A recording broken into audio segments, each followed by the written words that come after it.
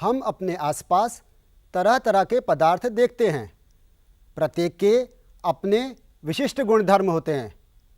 यदि हम इन्हें विद्युत चालकता के संदर्भ में देखें तो हम पाते हैं कि लकड़ी, रबर और प्लास्टिक विद्युत को चालक हैं, जबकि कॉपर, सिल्वर, गोल्ड तथा अन्य धातुएं विद्युत सुचालक होती हैं। धातुओं में विद्युत धारा का चालन इलेक्ट्रॉनों के द्वारा होता है। इसी प्रकार यदि हम यौगिकों की बात करें तो हम पाते हैं कि बहुत से यौगिक जैसे यूरिया, सुक्रोज, ग्लूकोज न केवल संगलित अवस्था में अपितु विलयन अवस्था में भी विद्युत के कुचालक होते हैं। ऐसे यौगिकों को विद्युत अनपघट्य कहते हैं। इसके विपरीत बहुत से ऐसे यौगिक हैं जो विलयन अथवा संगलित अवस्था में विद्युत धारा का चालन करते हैं। ऐसे यौगिकों को विद्युत अपघट्य कहते हैं। क्या अम्ल, क्षारक और लवण विद्युत सुचालक हैं अथवा कुचालक? आइए एक प्रयोग के द्वारा इनके स्वभाव को जानते हैं। आज के प्रयोग में हम यह दर्शाएंगे कि अम्ल, क्षारक और लवण विद्युत अपघट्य होते हैं। वे यौगिक जो विलयन अथवा संगलित अवस्था में विद्युत धारा का चालन करते हैं उन्हें विद्युत अपघट्य कहते हैं। ऐसे यौगिक विलयन अथवा संगलित अवस्था में धनायनों में और ऋणायनों में वियोजित हो जाते हैं। विद्युत अपघट्यों में विद्युत धारा का चालन इन्हीं आयनों के कारण होता है। इस दौरान ऐसे यौगिकों का अपघटन भी हो जाता है। कोई विलयन विद्युत धारा का चालन कर रहा है अथवा नहीं, इसके लिए हम एक विद्युत परिपथ बनाते हैं जिसमें एक बैटरी और एक बल्ब भी होता है। आइए प्रयोग के द्वारा इनकी प्रकृति को जानते हैं। इसके लिए आवश्यक सामग्री सोडियम हाइड्रोक्साइड, सोडियम क्लोराइड, तनु हाइड्रोक्लोरिक अम्ल, आसुत जल, 6 वोल्ट की बैटरी, बल्ब, कुंजी, एक रबर कॉर्क में लगी हुई 2 कीलें। ये कीलें हमारे लिए इलेक्ट्रोड का काम करेंगी। इन बीकरों में हाइड्रोक्लोरिक अम्ल, सोडियम हाइड्रोक्साइड और सोडियम क्लोराइड का विलयन लेंगे, जबकि चौथे बीकर में केवल आसुत जल लेंगे। इस प्रकार यह सामग्री प्रयोग के लिए तैयार है। इसके लिए हमने एक विद्युत परिपथ बनाया हुआ है जिसमें आप देख रहे हैं बैटरी, बल्ब, कुंजी और एक रबर कॉर्क में 2 कील लगाई हुई हैं और इस प्रकार एक परिपथ तैयार किया है। अब सबसे पहले हम इस प्लग में कुंजी लगाएंगे। क्या आपको बल्ब जलता हुआ दिखाई दे रहा है? बल्ब नहीं जल रहा है क्योंकि दोनों कीलों के मध्य वायु है तथा रबर है, और हम जानते हैं वायु तथा रबर विद्युत की कुचालक होती हैं। अतः परिपथ पूर्ण नहीं हुआ है। अब पुनः हम कुंजी को बाहर निकाल देते हैं और बनाए हुए विलयन में से एक विलयन को लेते हैं।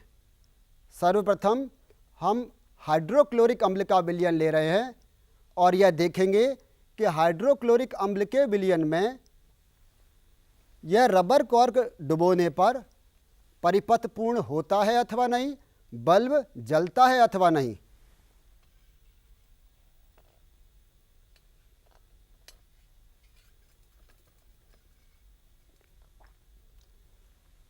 यह हमने विलयन में अपने इलेक्ट्रोड्स डुबो दिए हैं। अब हम इस परिपथ में प्लग में कुंजी लगाते हैं। आप देख रहे हैं बल्ब जल रहा है, अर्थात यह हाइड्रोक्लोरिक अम्ल का विलयन विद्युत का सुचालक है, क्योंकि परिपथ में इसे जोड़े जाने पर बल्ब जल जाता है। अब वापस कुंजी को बाहर निकालेंगे। एक जल से भरा बीकर लेते हैं। इस इलेक्ट्रोड को प्रत्येक बार काम में लेने के उपरांत जल से धोएंगे और धोने के उपरांत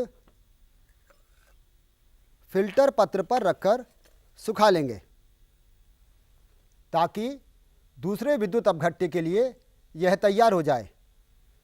अब इस प्रथम विद्युत अपघट्य को हटा देते हैं। अब हम परिपथ में दूसरा विलयन काम में लेंगे जिसमें सोडियम हाइड्रोक्साइड घुला हुआ है। इसमें 100 ml जल में लगभग 15 से 20 पैलेट्स घोली हुई हैं। इस इलेक्ट्रोड को सोडियम हाइड्रोक्साइड विलयन में डालकर यह देखेंगे कि बल्ब जलता है अथवा नहीं।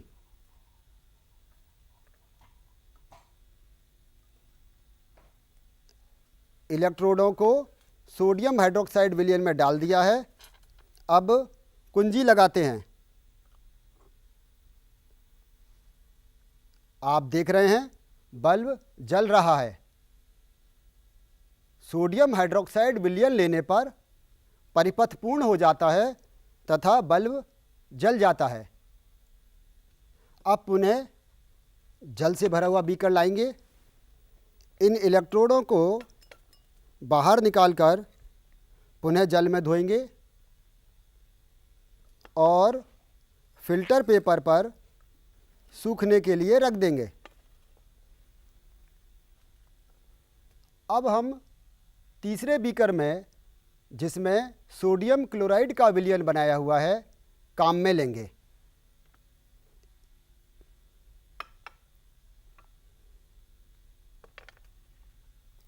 इस सोडियम क्लोराइड के विलयन में ये इलेक्ट्रोड डालकर देखेंगे कि बल्ब जलता है अथवा नहीं।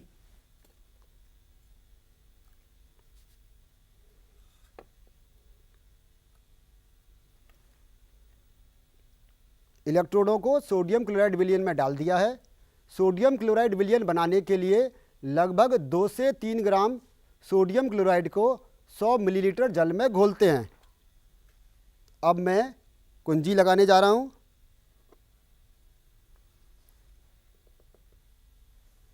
आप देख रहे हैं कि सोडियम क्लोराइड विलयन में इलेक्ट्रोड डालने पर बल्ब जल रहा है।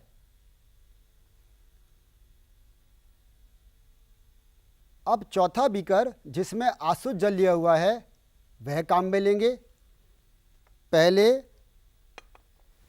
इन इलेक्ट्रोडों को बाहर निकालकर जल से भरे बीकर में धो लेते हैं तथा सूखने के लिए फिल्टर पत्र पर रख देते हैं। चौथा बीकर, जिसमें आसुत जल लिया हुआ है, अब इसे परिपथ में जोड़ेंगे तथा यह देखेंगे कि इसे परिपथ में लगाने पर बल्ब जलता है अथवा नहीं।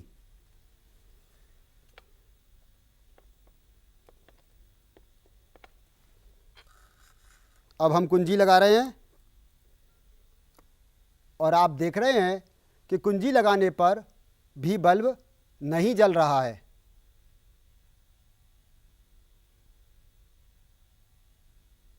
आज के प्रयोग के द्वारा हमने देखा कि अम्ल, क्षारक और लवण विद्युत अपघट्य हैं और विद्युत धारा के सुचालक हैं। ऐसा इसलिए संभव है क्योंकि वे अपघटित होकर आयन बनाते हैं, लेकिन आसुत जल में बहुत कम आयन होने के कारण वह विद्युत का कुचालक है और विद्युत अनपघट्य है। इस प्रयोग के द्वारा हम और भी यौगिकों जैसे कि सुक्रोज के विलयन या यूरिया के विलयन की जांच कर सकते हैं कि वे विद्युत अपघट्य हैं अथवा नहीं। इस प्रयोग को करते समय हमें कुछ सावधानी बरतनी चाहिए। परिपथ के घटकों को हमें दृढ़तापूर्वक जोड़ना है ताकि इनका कनेक्शन ढीला ना रहे। इस प्रयोग के द्वारा हमने देखा कि अम्ल, क्षारक और लवण विद्युत अपघट्य हैं और विद्युत धारा का चालन करते हैं। ऐसा इसलिए संभव है क्योंकि ये अपने आयनों में विभक्त हो जाते हैं। जैसा कि आपने देखा था, जब हमने हाइड्रोक्लोरिक अम्ल का विलयन काम में लिया तो वह अपघटित होकर हाइड्रोजन आयन तथा क्लोराइड आयन देता है। इसी प्रकार सोडियम हाइड्रोक्साइड का विलयन काम में लेने पर वह सोडियम आयनों तथा हाइड्रोक्साइड आयन में विभक्त हो जाता है। तीसरे बीकर में सोडियम क्लोराइड का विलयन काम में लेने पर जब धारा प्रवाहित करते हैं तो वह सोडियम आयन तथा क्लोराइड आयन में विभक्त हो जाता है और इन्हीं आयनों के कारण विद्युत परिपथ पूर्ण होता है और बल्ब जल जाता है। यद्यपि आसुत जल में भी बहुत कम मात्रा में हाइड्रोजन आयन तथा हाइड्रोक्साइड बनते हैं, पर ये इतने कम होते हैं कि ये विद्युत धारा का चालन नहीं कर पाते हैं। इसी प्रकार प्रयोगशाला से अन्य अम्ल, क्षारक अथवा लवण के विलयन बनाकर भी हम यह देख सकते हैं कि वे विद्युत धारा का चालन करते हैं अथवा नहीं। इसी प्रकार आप प्रयोगशाला में अन्य अम्ल, क्षारक अथवा लवण के विलयन बनाकर यह देख सकते हैं कि वे विद्युत अपघट्य हैं अथवा नहीं, अर्थात उन्हें विद्युत परिपथ में लगाने पर बल्ब जलता है अथवा नहीं। हाइड्रोक्लोरिक अम्ल का विलयन बनाने के लिए 100 मिलीलीटर जल में लगभग 5 मिलीलीटर तनु हाइड्रोक्लोरिक अम्ल लेना होगा।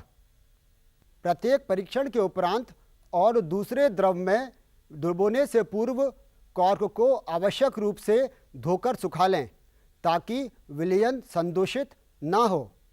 ध्यान रहे, यदि परिपथ में 6 वोल्ट का स्रोत उपयोग में लिया हुआ है तो 6 वोल्ट या 6 वोल्ट से थोड़ा सा अधिक का बल्ब काम में लें। यदि इससे कम वोल्ट का बल्ब काम में लेंगे तो बल्ब फूंक जाएगा। इस बल्ब की जगह हम अमीटर का उपयोग भी कर सकते हैं। इस प्रयोग में हमने हाइड्रोक्लोरिक अम्ल, सोडियम हाइड्रोक्साइड और सोडियम क्लोराइड के विलयन आसुत जल में बनाए थे और आपने देखा कि केवल आसुत जल विद्युत का कुचालक होता है। अतः हम यह निष्कर्ष निकाल सकते हैं कि इन विलयनों की सुचालकता इनके वियोजन से उपरांत प्राप्त आयनों के कारण है, ना कि आसुत जल के कारण।